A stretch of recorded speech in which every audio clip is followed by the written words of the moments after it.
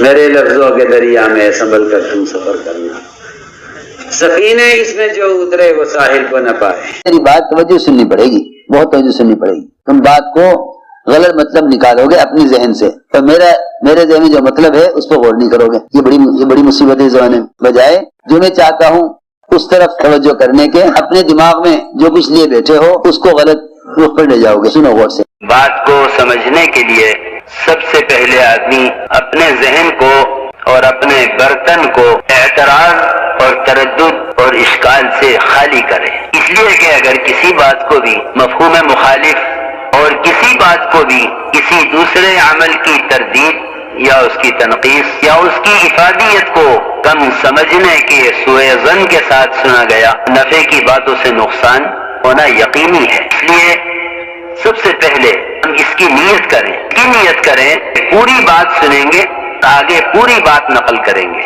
آدھی سننا بھی دین دعوت کے لیے ناقص، اور آدھی بات کا نقل کرنا یہ تو بڑے فساد کا ذریعہ ہے۔ اس لیے بہت توجہ کے ساتھ بات سننی ہے۔ اور اگر آپ نے ابھی تک ہمارا چینل سبسکرائب نہیں کیا تو فوراً سبسکرائب کیجئے، ساتھ ہی بیل آئیکن پر کلک کریں تاکہ مزید آنے والی ویڈیو ہیں وہ آپ کو وقت پر ملتی رہیں۔ اور یہ بات سب یاد رکھیں کہ ایمان کی تکمیل کا صرف ایک واحد سبب دعوت ہے، اس کے علاوہ اللہ کی قسم کوئی سبب ایمان کی تکمیل کا نہیں ہے۔ میں تو قسم کھا کر کہہ رہا ہوں، آپ کے پاس اس کے خلاف کوئی دلیل نہیں ہے۔ اللہ کی قسم، دعوت اللہ کے بغیر ایمان کی تکمیل کا کوئی ذریعہ نہیں ہے، کوئی ذریعہ نہیں ہے۔ نہ تہجد ہے، نہ تلاوت ہے، نہ ذکر ہے، نہ روزہ ہے، نہ نماز ہے، نہ حج ہے، نہ کچھ نہیں ہے۔ میں کھل کر کہہ رہا ہوں، دلائل کے ساتھ عرض کر رہا ہوں۔ بسم اللہ الرحمن الرحیم۔ مولانا سعد صاحب کا ممبئی اجتماع میں بیان کہ ایمان کی تکمیل کا ایک صرف واحد سبب ہے دعوت۔ اس بیان کو کچھ یوٹیوبرز اور ناآشنا لوگ آج کی تبلیغ سے جوڑ کر دیکھ رہے ہیں، جبکہ یہ ایسا نہیں ہے۔ مدرسے کاشف العلوم کے شیخ الحدیث حضرت مولانا سعد صاحب دامت برکاتہم کے اس بیان کا اگر آپ تجزیہ کریں گے اور پورا بیان سنیں گے جو تقریباً 3 گھنٹے کا تھا اور جسے علماء کرام بھی سن رہے تھے، تو آپ سمجھیں گے کہ مولانا سعد صاحب دامت برکاتہم نے اس دعوت کو جس سے ایمان کی تکمیل ہوتی ہے ہر تنظیم کے ساتھ جوڑا ہے۔ ہمارے علماء کرام جو دنیا میں مدارس قائم کر رہے ہیں یہ بھی دعوت ہیں، جو علماء دنیا بھر کا سفر کر رہے ہیں وہ بھی دعوت ہیں۔ اور اگر آپ مولانا سعد صاحب کا پورا بیان سنیں گے تو وہ انفرادی دعوت پر زیادہ زور دیتے ہیں، جو ہمارے آخری نبی حضور صلی اللہ علیہ وسلم اور صحابہ رضی اللہ عنہم سے ثابت ہیں۔ آپ کچھ یوٹیوبرز اس کو کسی بھی تنظیم سے جوڑ کر دیکھتے ہیں تو یہ ان کی کم علمی ہے۔ جب کوئی بھی بڑا عالم بیان کر رہا ہوتا ہے یا نصیحت کر رہا ہوتا ہے تو اس کے پیچھے ایک پوری محنت ہوتی ہے۔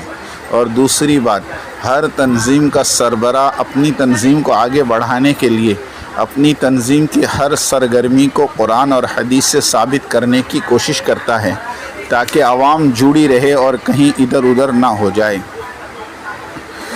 ورنہ آج کے دور میں جاوید غامدی جیسا فتنہ عام ہے۔ ویسے بھی مولانا الیاس صاحب رحمۃ اللہ علیہ سے لے کر مولانا سعد صاحب دامت برکاتہم تک انہوں نے آج کی دور میں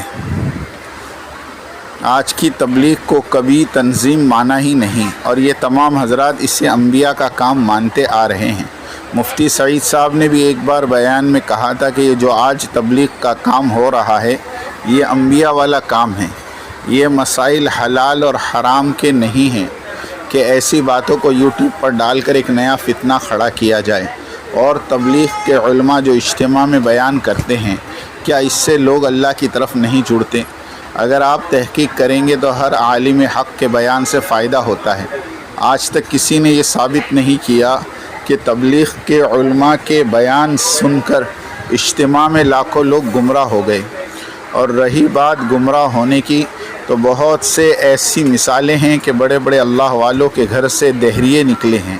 حال ہی میں مفتی ابوالقاسم صاحب نے اس کی وضاحت کی تھی اس لیے آپ سب لوگ یوٹیوبرز کے چکر میں نہ پڑیں، کیونکہ یہ آج کا سب سے خطرناک فتنہ ہے، اور وہ یوٹیوبرز سب سے اچھے ہیں جو اصلاحی کام کر رہے ہیں اور بڑے بڑے علماء کے بیانات اپلوڈ کرتے رہتے ہیں، جس سے عوام کو فائدہ ہوتا ہے۔